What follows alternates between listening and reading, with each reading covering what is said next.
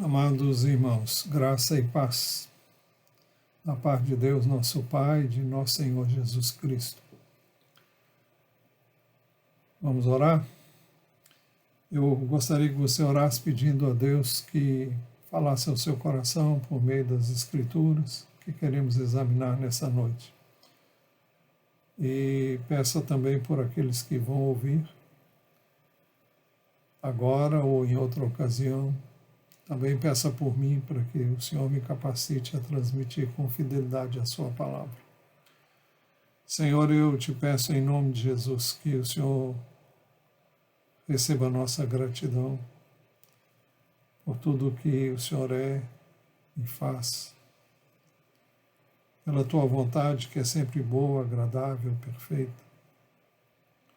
E pedimos que o Senhor agora esteja de modo especial falando a cada um de nós que vamos ouvir a tua palavra, vamos examiná-la juntos. E pedimos que o Senhor nos dê graça para entendê-la e vivê-la. Pedimos que o Senhor se revele, pois, a nós. Quanto a mim, que o Senhor me conceda graça, sabedoria e a graça de transmitir com fidelidade a tua palavra e também com clareza, com objetividade.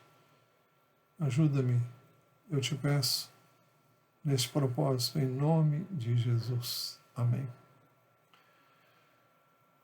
Muito bem.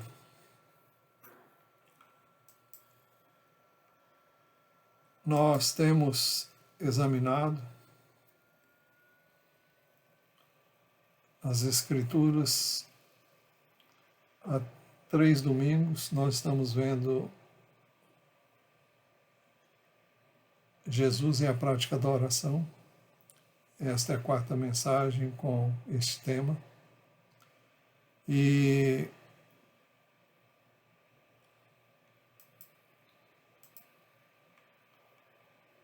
Jesus estava orando em certo lugar e quando terminou, um dos seus discípulos lhe pediu: Senhor, ensine-nos a orar como também João ensinou os discípulos dele. Este fato e a oração que Jesus ensinou aos seus discípulos estão registrados em Lucas capítulo 11, versos de 1 a 4. O Evangelho de Mateus também registra a oração ensinada por Jesus de maneira mais ampla e por isso nós escolhemos trabalhar o texto de Mateus.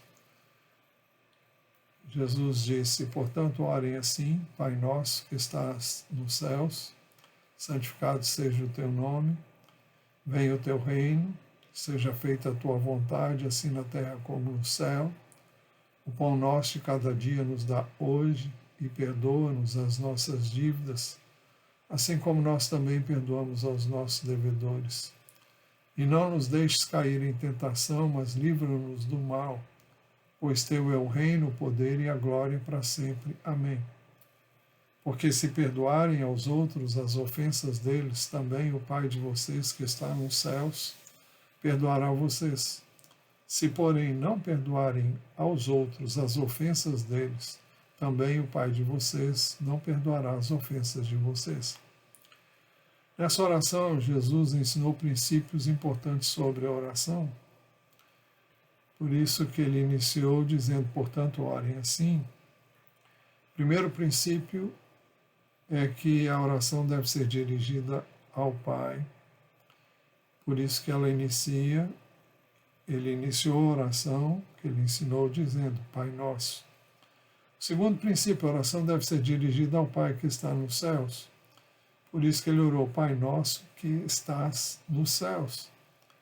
Terceiro princípio, devemos orar ao Pai que está nos céus, pedindo que o seu nome seja santificado. Por isso que ele orou dizendo: santificado seja o teu nome. O quarto princípio, que já vimos também, é que devemos orar ao Pai que está nos céus, pedindo que venha o seu reino. Por isso que ele orou também pedindo: venha o teu reino. E hoje queremos ver o quinto princípio. E O quinto princípio é que devemos orar de acordo com a vontade de Deus. Jesus orou: seja feita a tua vontade, assim na terra como no céu. A nova tradução na linguagem de hoje diz assim: que a tua vontade seja feita aqui na terra como é feita no céu. É este o sentido da oração de Jesus: seja feita a tua vontade assim na terra como ela é feita no céu. É importante observarmos que Deus tem planos que Ele deseja realizar. As Escrituras dizem no Salmo 33:11: o plano do Senhor dura para sempre, os intentos do seu coração por todas as gerações. Então Deus tem planos para nós. O Salmo 40, versículo 5 diz: são muitas, Senhor, Deus meu, as maravilhas que tens operado, e também os teus desígnios, os teus planos para conosco. Não há ninguém que possa se igualar a ti. Eu quisera anunciá-los e deles falar, mas são mais do que se pode contar. O plano de Deus para a descendência de Abraão foi anunciado quando este não tinha sequer um filho. Isso nós podemos ver em Gênesis capítulo 15, a partir do versículo 12. O texto diz que ao pôr do sol um profundo sono caiu sobre Abraão. Ele era chamado de Abrão nessa ocasião. E grande pavor e densas trevas tomaram conta dele.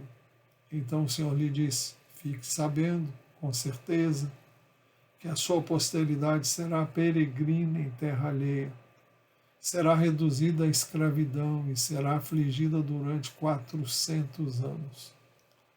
Mas eu castigarei a nação que os escravizar. Depois eles sairão com muitas riquezas. E você irá para junto de seus pais em paz. Será sepultado em boa velhice. Na quarta geração voltarão para cá, porque a medida da iniquidade dos amorreus ainda não se encheu. Quando o sol se pôs e houve densas trevas, eis que um fogareiro fumegante e uma tocha de fogo passaram entre aqueles pedaços dos animais. Naquele mesmo dia o Senhor fez aliança com Abrão, dizendo: a sua descendência desta terra, desde o rio do Egito até o grande rio Eufrates, a terra dos queneus, dos quenezeus, dos cadimoneus, dos heteus, dos ferezeus, dos refaíns, dos amorreus, dos cananeus, dos girgazeus e dos jebuseus. Bem, isso foi dito a Abraão, e 4 séculos depois a palavra de Deus se cumpriu. Israel tornou-se numeroso, veio a residir no Egito, e por causa da fome que reinava na terra, e eles foram para o Egito, onde eles poderiam comprar alimentos que haviam sido armazenados no tempo da fartura, e agora, quando acontecia a escassez, o Egito veio a se tornar um lugar onde os povos podiam ir e comprar alimentos. Israel então veio em busca de alimentos, foi lá que ele encontrou o seu filho José, que estava praticamente governando, logo depois de Faraó, abaixo de Faraó, o Egito. E Israel ficou no Egito muito tempo. E depois de algum tempo, ele veio a ser escravo na terra do Egito. E o texto de Êxodo, capítulo 1, versículo 8 a 14, nos fala que Israel se tornou escravo de um jugo infernal no Egito. O texto diz assim: nesse meio tempo, levantou-se um novo rei sobre o Egito, que não havia conhecido José. Ele disse ao seu povo: eis que o povo dos filhos de Israel é mais numeroso e mais forte do que nós. Vejam, precisamos usar de astúcia para com esse povo, para que não se multiplique, para evitar que, em caso de guerra, ele se alie aos nossos inimigos, lute contra nós e saia da terra. Os egípcios puseram sobre eles feitores de obras para os afligir com trabalhos pesados, e assim os israelitas construíram para Faraó as cidades celeiras de Pitom e Ramsés. Mas quanto mais os afligiam, tanto mais se multiplicavam e tanto mais se espalhavam, de maneira que os egípcios se inquietavam por causa dos filhos de Israel. Então os egípcios, com tirania, escravizaram os filhos de Israel e lhes amarguraram a vida com dura servidão. Preparar o barro, fabricar tijolos e fazer todo tipo de trabalho no campo. Todo este serviço lhes era imposto com tirania. Muito bem, isso havia sido previsto e Deus falou com Abraão que isso ia acontecer, está registrado nas páginas da Bíblia. Mas nessa ocasião a opressão foi tão grande sobre Israel que todo o povo clamou a Deus. Decorridos muitos dias, o rei do Egito morreu. Os filhos de Israel gemiam por causa da sua escravidão. Eles clamaram e o seu clamor chegou até Deus. E Deus ouviu a oração do seu povo. Êxodo capítulo 2, versículos 24 e 25 diz assim: Deus ouviu o gemido deles e lembrou-se da sua aliança com Abraão, com Isaque e com Jacó. E Deus viu os filhos de Israel e atentou para a situação deles. Não é que Deus não estava vendo antes, ele estava só esperando o momento oportuno para ele fazer o que ele quis fazer. E Israel veio experimentar uma situação de aflição tão grande que ele se viu na necessidade de buscar o Senhor. E quando ele o fez, o Senhor respondeu. Deus ouviu a oração de Israel, seu povo. Deus ouviu a sua oração e para libertá-lo levantou Moisés. Êxodo 3, 7 a 10 diz: Então o Senhor continuou: certamente vi a aflição do meu povo que está no Egito. Deus está falando com Moisés. E ouvi o seu clamor por causa dos seus feitores. Conheço o sofrimento do meu povo.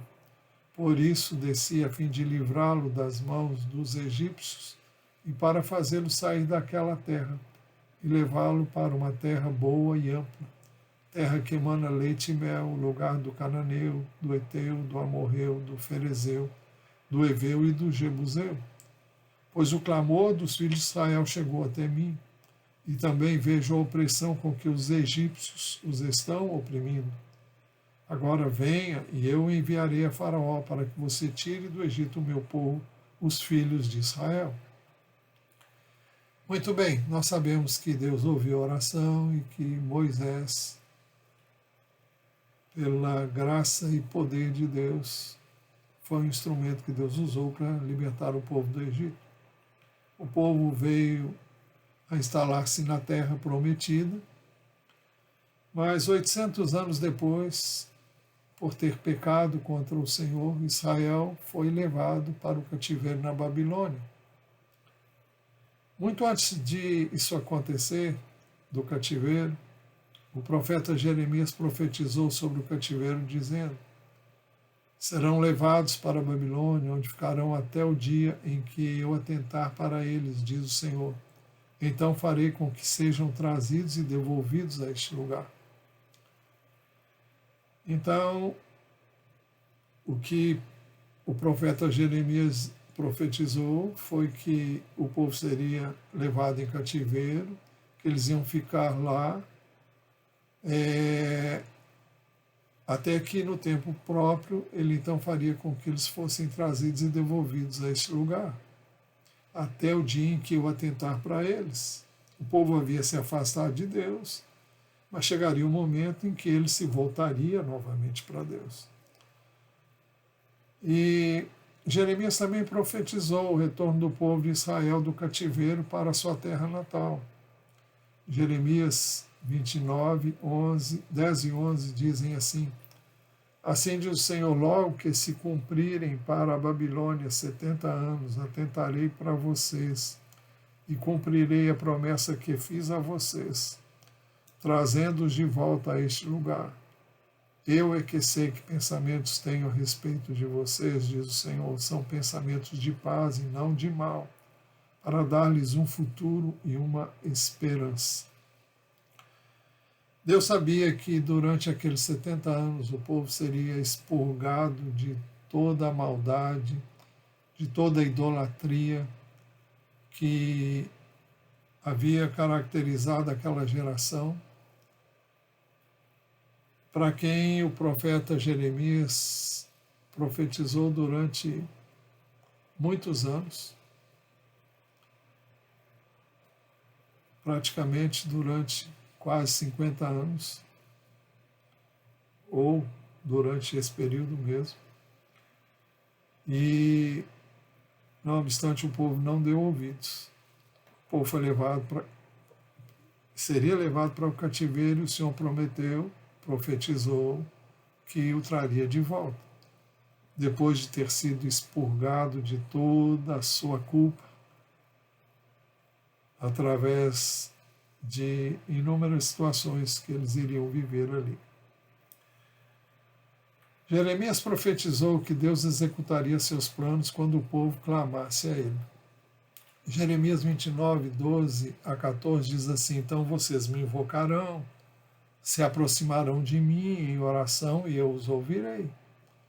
Vocês me buscarão e me acharão quando me buscarem de todo o coração.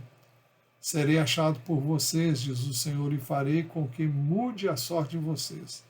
Eu os congregarei de todas as nações e de todos os lugares para onde os dispersei, diz o Senhor, e trarei vocês de volta ao lugar de onde os mandei para o exílio. Pois bem, o povo foi para o exílio, foi para o cativeiro babilônico, e Daniel também foi na primeira leva dos que foram levados cativos.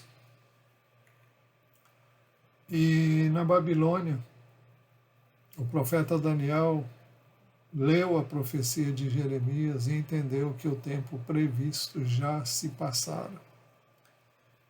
E entendeu também que ele devia orar para que ela se cumprisse. Então veja, quando Deus quer fazer algo, ele leva o povo dele ou alguém do povo dele para orar, para que a vontade dele seja feita. E foi assim com o povo, quando saiu do cativeiro no Egito.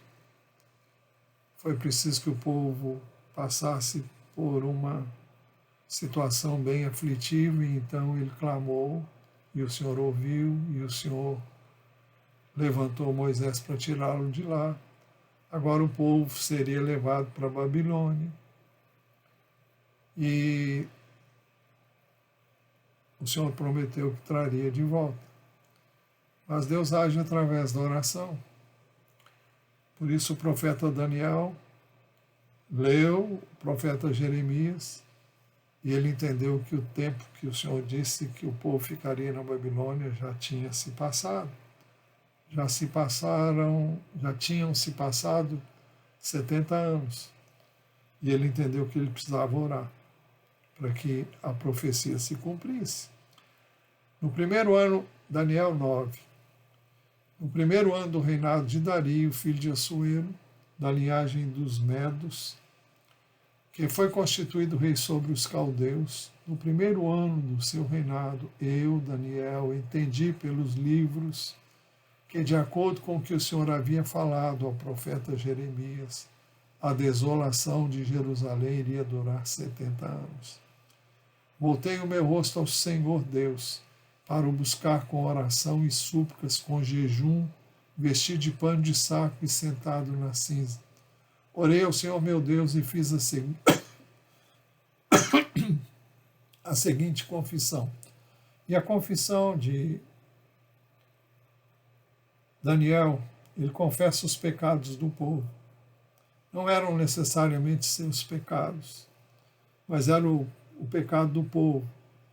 E ele confessa, e ele pede que Deus perdoe, que Deus ouça o clamor dele em favor do povo e que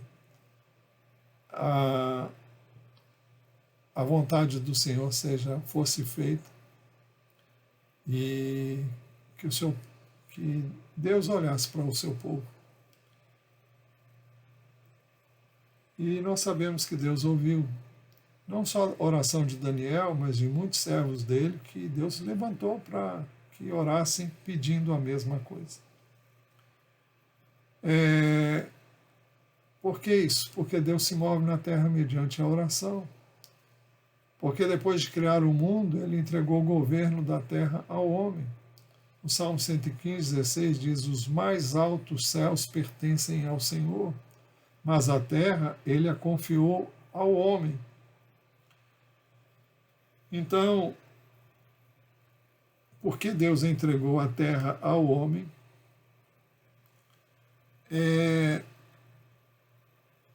Deus não interfere na terra, a menos que o homem peça que ele o faça. E foi por isso que Jesus nos ensinou a orar, dizendo: seja feita a tua vontade, assim na terra como no céu. Quando eu oro pedindo que a vontade de Deus seja feita aqui na terra, como ela é feita lá no céu, eu dou plena liberdade. Não é que eu possa restringir Deus, mas eu posso. Deus não pode agir na minha vida sem que eu o peça. Ele me deu uma coisa que chama livre-arbítrio. Nós vamos ver isso daqui a pouco. Foi também por isso que o profeta Ezequiel profetizou em nome do Senhor, dizendo: procurei entre eles um homem que reconstruísse a muralha e se colocasse na brecha diante de mim a favor desta terra. Isso foi antes do cativeiro babilônico. Procurei entre eles um homem que reconstruísse a muralha e se colocasse na brecha. Essa muralha é uma figura de linguagem. Fala de uma cidade que tem como sua proteção uma muralha. E o muro pode ter rachaduras, pode ter brechas. Então Deus diz: procurei entre eles um homem que reconstruísse a muralha e se colocasse na brecha diante de mim a favor dessa terra, para que eu não a destruísse, mas não encontrei ninguém. Por isso derramarei sobre eles a minha indignação, e com o fogo do meu furor os consumirei. Farei cair sobre a cabeça deles o castigo que os seus atos merecem, diz o Senhor Deus. O texto fala que Deus procurou alguém que se colocasse na brecha. Colocar na brecha significa tapar as brechas que porventura existiriam no muro. Eu disse que aqui é um sentido figurado. Significa que Deus procurou alguém que intercedesse pelo povo, que orasse em favor do povo. E não se achou ninguém que o fizesse. Então, porque o povo havia pecado, então Deus traria o juízo dele sobre a terra. Deus faria o que é justo aos olhos dele. E também não houve quem se levantasse em favor do povo. Deus tem o poder de fazer o que quiser e quando quiser, mas ele não entra numa casa sem ser convidado. Nós aprendemos isso com Jesus. Está registrado em Apocalipse 3:20, eis que estou à porta e bato. Se alguém ouvir a minha voz e abrir a porta, entrarei em sua casa, cearei com ele e ele comigo. Ele bate. Se alguém ouvir, se alguém abrir, então ele vai entrar na casa. A casa é a minha vida, é a minha intimidade, E Deus só age ali à medida em que eu abro a porta, à medida em que eu convido Ele para entrar, para agir, quando eu peço que Ele faça o que Ele naturalmente quer fazer, mas Ele está à espera de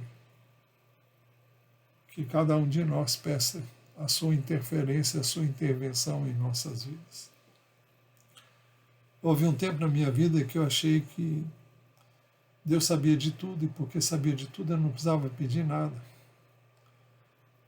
Isso põe anos aí, ainda era muito jovem, até que Deus mostrou que as coisas não funcionam assim. Deus respeita o livre-arbítrio, a liberdade pessoal de cada um. É por isso que Jesus estava em Jerusalém e ele disse o que está registrado no Evangelho de Lucas, capítulo 13, 34 a 35. Jerusalém, Jerusalém, você mata os profetas e apedreja os que lhes são enviados. Quantas vezes eu quis reunir os seus filhos, como a galinha junto os do seu próprio ninho, debaixo das asas, mas vocês não quiseram. Eis que a casa de vocês ficará deserta, e eu afirmo a vocês que não me verão mais até que venham a dizer, bendito que vem em nome do Senhor. Então, Jesus está falando de um povo que matava os seus profetas, apedrejava todos que o Senhor havia enviado.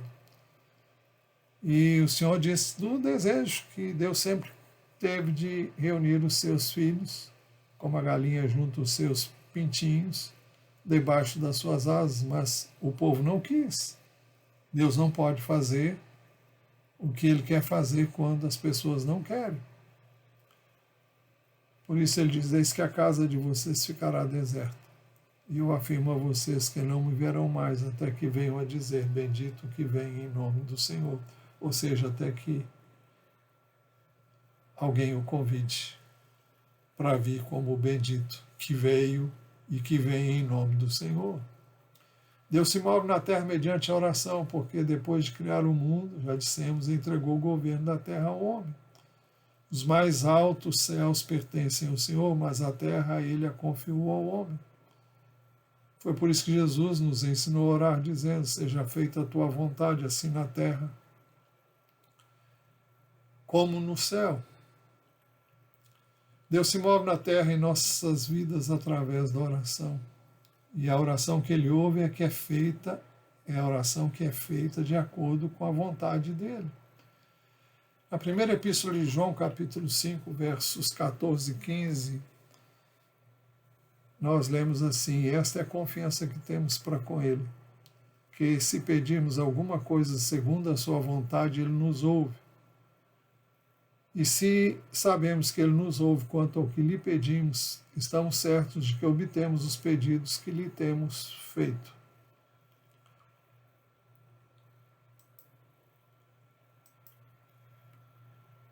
Pois bem,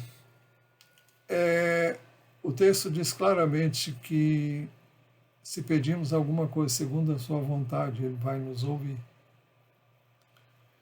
E continua dizendo que se sabemos que Ele nos ouve quanto ao que lhe pedimos, estamos certos de que vamos obter os pedidos que temos feito. Em outras palavras, Deus vai ouvir a nossa oração se nós orarmos de acordo com a vontade dEle. Por isso é muito importante conhecer a vontade de Deus antes de orar. Devemos pedir que Ele nos revele a sua vontade, primeiro através da sua palavra. É importantíssimo que eu e você conheçamos a palavra de Deus, para saber se o que vamos pedir tem apoio na palavra de Deus, se é o que Deus quer e deseja que nós realmente façamos. Jesus disse, se permanecerem em mim, João 15, 7. Se permanecerem em mim e as minhas palavras permanecerem em vocês, pedirão o que quiserem, lhes será feito. se nós permanecermos em Jesus.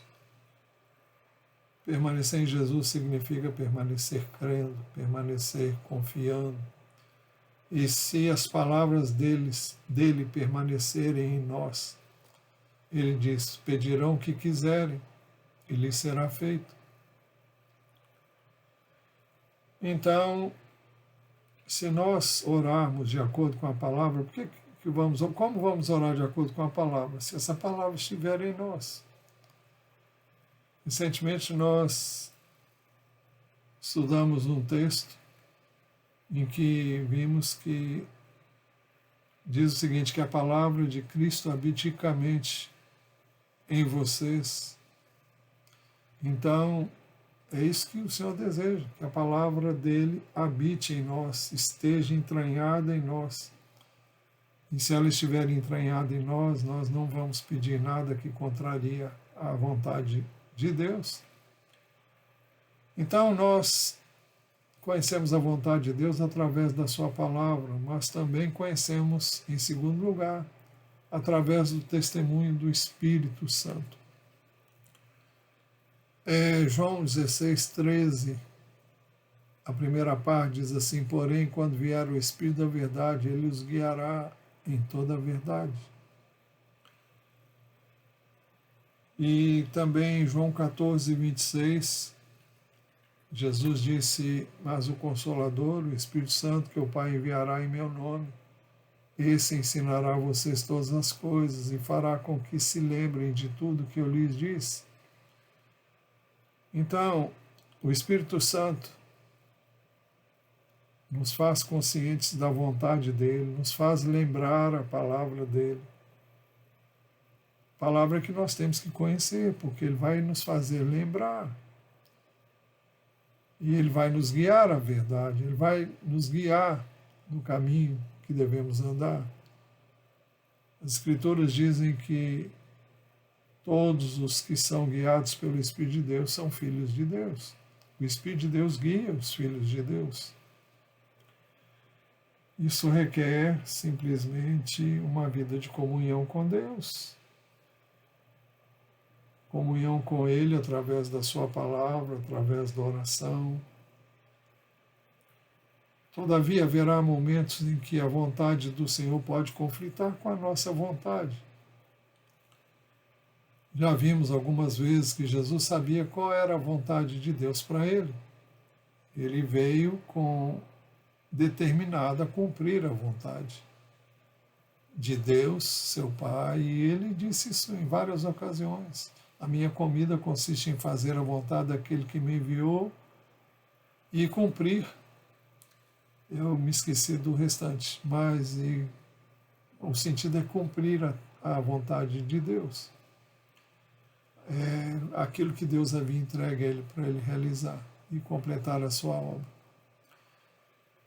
Jesus, por exemplo, sempre soube que viera para dar a sua vida por nós na cruz. Por isso ele disse, em Marcos 8:31 em diante, Jesus então começou a ensinar-lhes que era necessário que o Filho do Homem sofresse muitas coisas, fosse rejeitado pelos anciãos, pelos principais sacerdotes e pelos escribas, fosse morto e que depois de 3 dias ressuscitasse.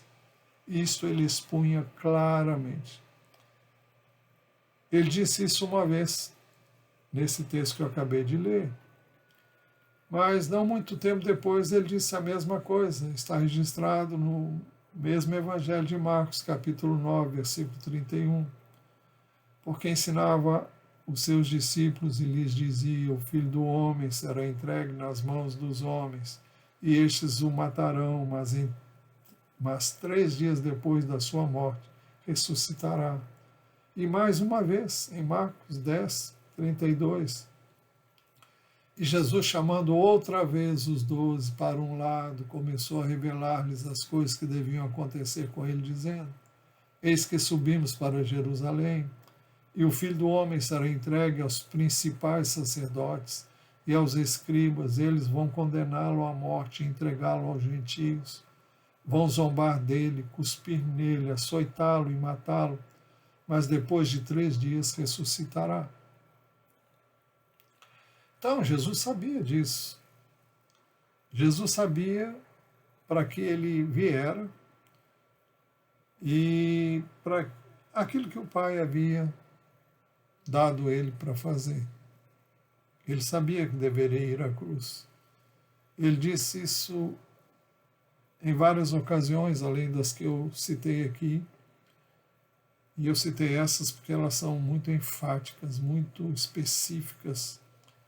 Mas ele disse isso nos evangelhos. O evangelho de João, ele fala muito sobre a necessidade dele ir para os seus discípulos. Mas pouco antes, ou eu diria no mesmo dia, isso porque, como já dissemos muitas vezes, o dia dos judeus começa às 18 horas. Então, na noite anterior à sua morte,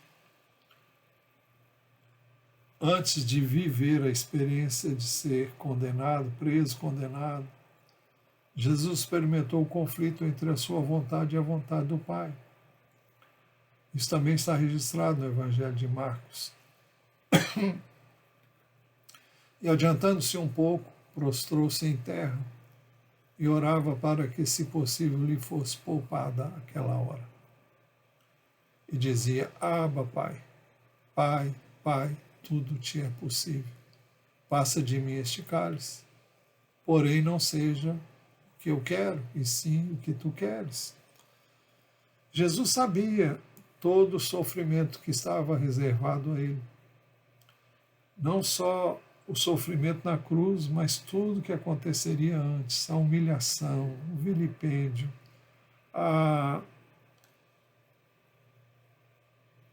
iam bater nele, iam cuspir nele, iam ridicularizá-lo,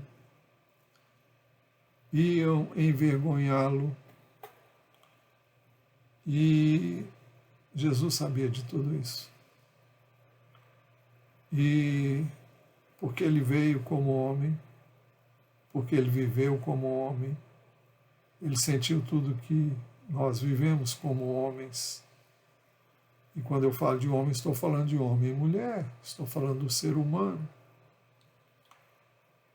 Por isso ele dizia na oração: Abba, Pai, ou seja, Pai, Pai, tudo te é possível. Passa de mim este cálice. O que Jesus estava pedindo é que, se fosse possível, ele não fosse à cruz. Esse desejo não era o desejo de Deus. Mas Jesus, na condição de ser humano, quando ele veio como um homem, ele sentiu as mesmas coisas que eu e você sentimos: medo, pânico, pavor e o desejo de não passar por determinadas situações. Ele diz: tudo te é possível, passa de mim este cálice. Ele pediu que não vivesse aquilo. Porém, ele acrescentou: porém não seja o que eu quero, e sim o que tu queres. Jesus teve, e nós também temos a liberdade de expor a Deus a nossa vontade. E eu creio que as nossas orações devem ser a expressão da verdade em nós. Todavia, deve haver em nós a mesma atitude de Jesus, a disposição de nos rendermos à inteira vontade do Pai. Quando fazemos isso, cessam o conflito e a agonia.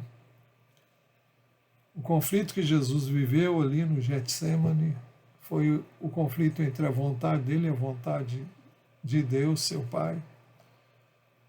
A agonia que ele viveu foi justamente viver esse conflito. E o Evangelho de Lucas diz que ele suou gotas de sangue ali no Getsemane. Mas quando Jesus disse por 3 vezes: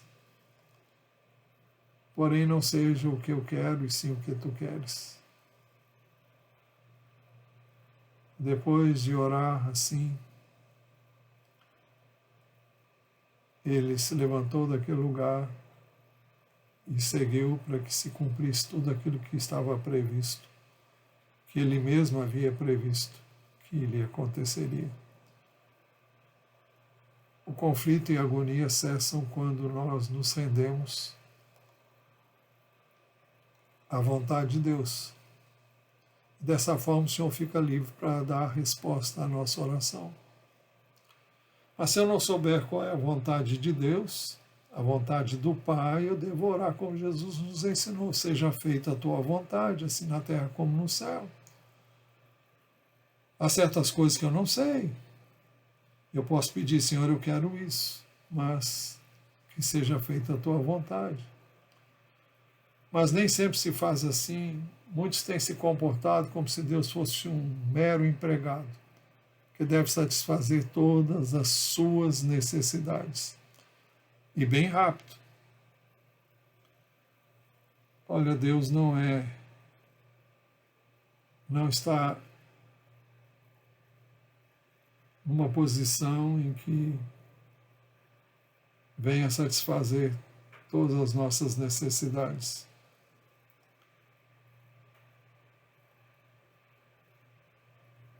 Nós temos que nos submeter à vontade dele. E ele só vai fazer aquilo que é bom, aquilo que expressa realmente a sua vontade.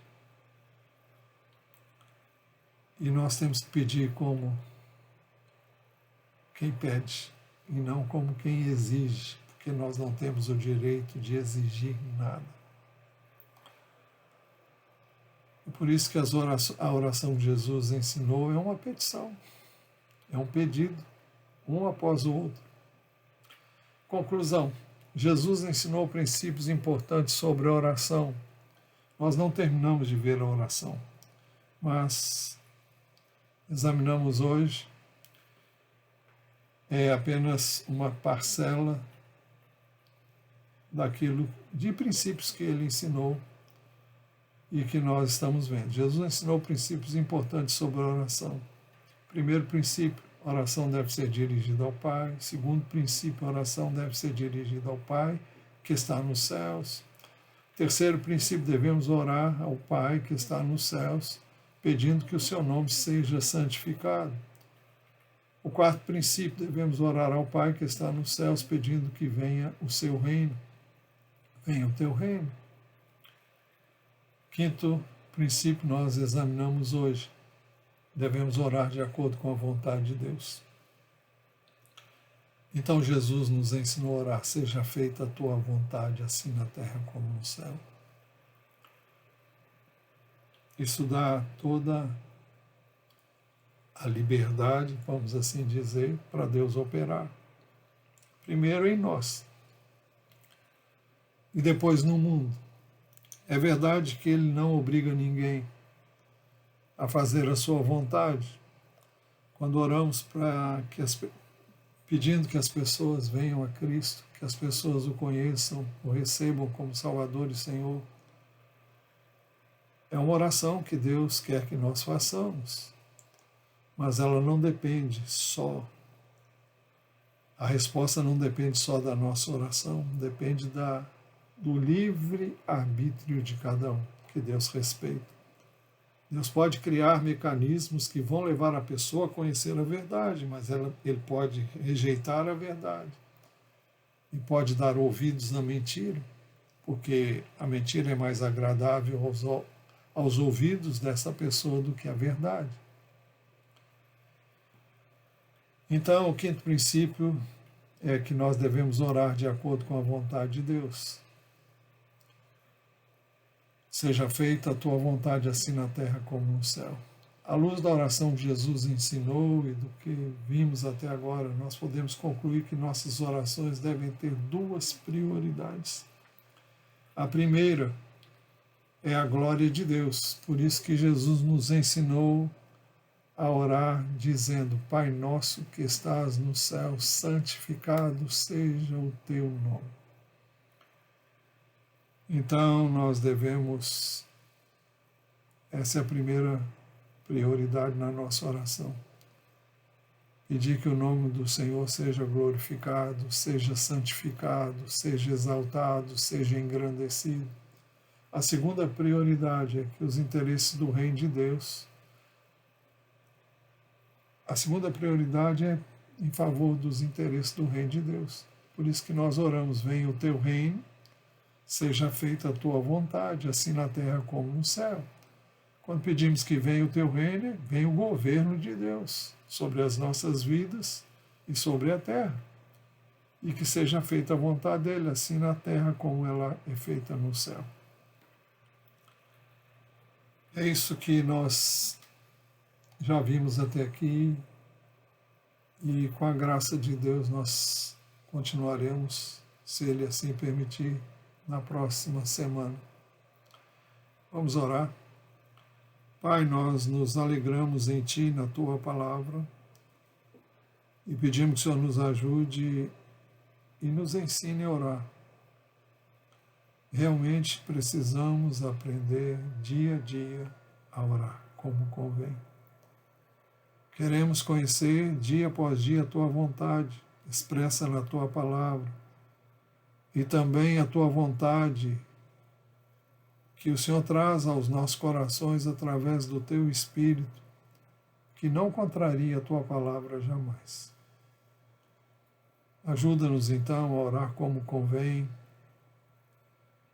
Ajuda-nos. Nós te pedimos de coração inteiro. Não é pro forma, é de verdade, porque conheces o nosso coração.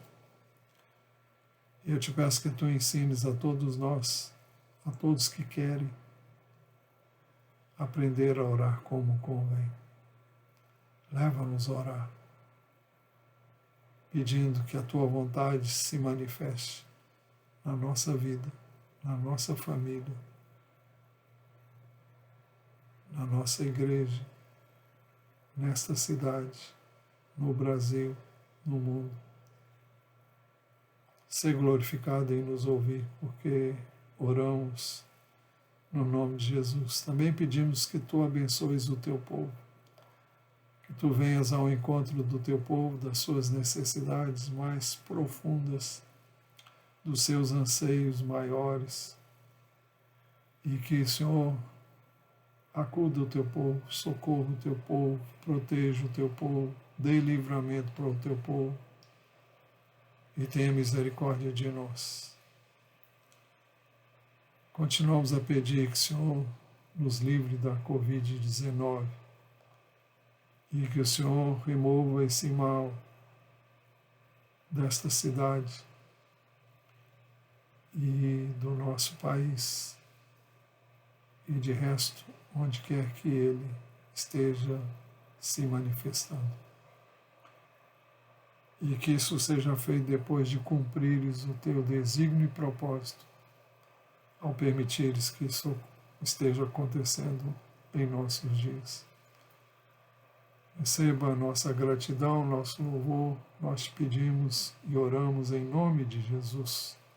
Amém. Que o Senhor abençoe a sua vida